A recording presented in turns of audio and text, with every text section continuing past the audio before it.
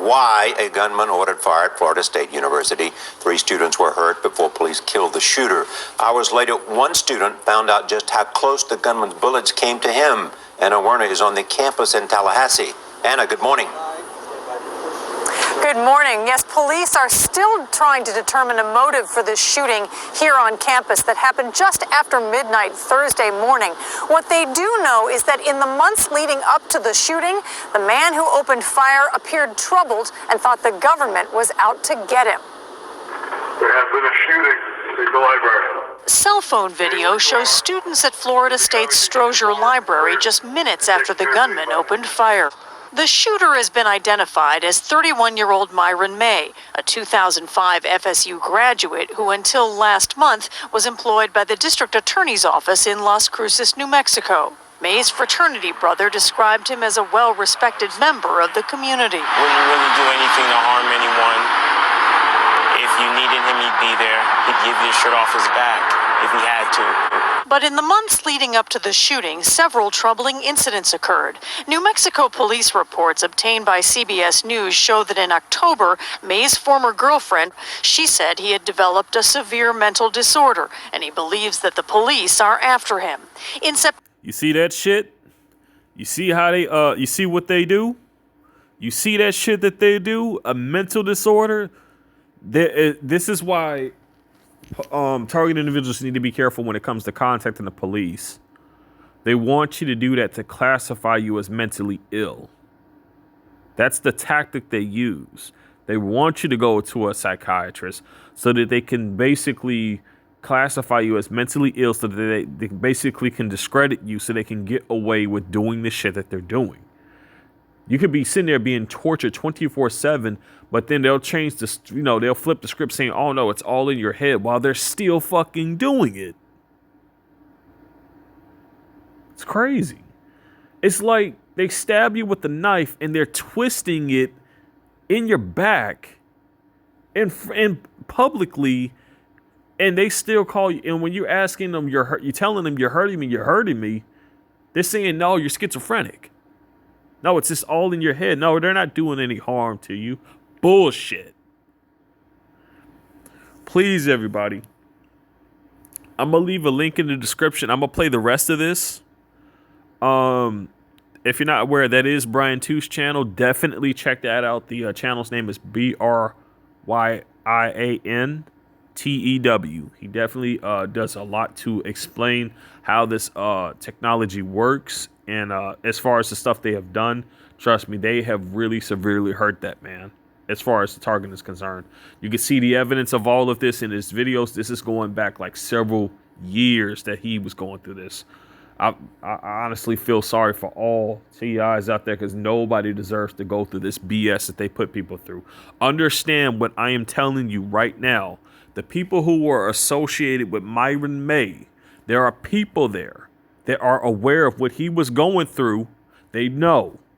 They fucking know. But they will not, and I repeat, they will not tell you the truth. Why? And you want proof as to how people act like that? How they can literally tell you one thing and pretend like they're not involved? Guess what? All you got to do, go to my channel. Go to my channel as you're on right now. Scroll down to the McDonald's incident. Listen to the audio feed of that. On this channel, you can literally zoom through it. You will hear a woman basically giving out a testimony, being completely fucking two-faced. She acts one way in front of the police, and when they're gone, she completely acts different. You think these assholes ain't two-faced? You better rethink your mind, man. You better rethink the situation, because I'm telling you, these assholes blend the fuck in. This man right here, Myron May, this man was mind control manipulated for a certain fact. If he's complaining about that, this man was definitely manipulated. September, Myron May reported to police himself that he was being watched and observed and could hear voices coming through the walls. Law enforcement sources also confirmed that May sent 10 packages through the mail to friends throughout the country. All have been told to call authorities when the packages arrive. where he expressed fears of being targeted and that he wanted to bring attention to this issue of targeting. I guarantee you every one of those cops are involved. May resigned from his position as an associate trial attorney in New Mexico last month. He moved back to Florida about 3 weeks ago, friends say, to begin a new life. His girlfriend, either in Texas or New Mexico, received a part of his car that he thought that he was being followed and he was being targeted.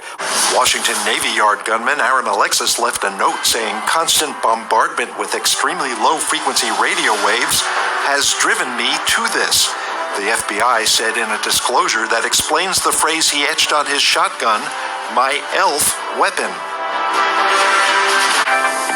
Authorities said an Army veteran who complained that the government was controlling his mind drew a gun from his checked luggage on arrival at the Fort Lauderdale airport and opened fire in the baggage claim area Friday. He killed 5 people and wounded 8. And was identified as 26-year-old Esteban Santiago of Anchorage, Alaska. In November, Santiago told FBI agents in Alaska that the government was controlling his mind and was forcing him to watch Islamic State group videos. After an interview with Esteban Santiago, FBI agents notified the police, who then took him in for a mental health evaluation. Well, he had a tumultuous year in 2016, let's put it that way. Starting in January, he was arrested for criminal mischief. Then in March, he was accused of trying to strangle someone, but there was no probable cause to make an arrest. And then in November, Elaine, he went into that federal facility in Anchorage, which, by the way, is very routine. A lot of people will go to an FBI office with a tip or information.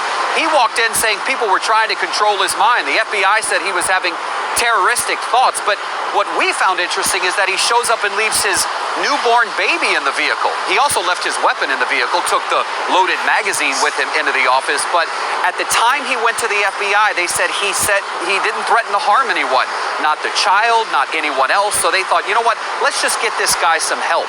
And so that's why they forced him to go for a mental evaluation. This, of course, is the case. You see that? You see how they do that shit? You see how they do? They forced him for a mental evaluation. You see, that whole thing that they just did was character assassination there. They portrayed him off as a criminal to basically get off of the shit that they've done to him. These people are sick. I swear, man. Case of Daniel Drayton, who was arrested in North Hollywood for allegedly kidnapping, raping, and torturing a woman here after he's accused of murdering a woman in New York. And after this interview, it is clear his mental health will likely be a big part of his defense. Calling himself a good person who heard voices in his head, accused killer and confessed serial killer Daniel Drayton, seen here being taken into custody last week in North Hollywood, spoke from the Men's Central Jail in downtown Los Angeles with the New York Daily News, an interview in which he admitted to killing New York nurse Samantha Stewart. I really liked her, Drayton told the Daily News. I didn't want to kill her. They told me she had to die. They would be voices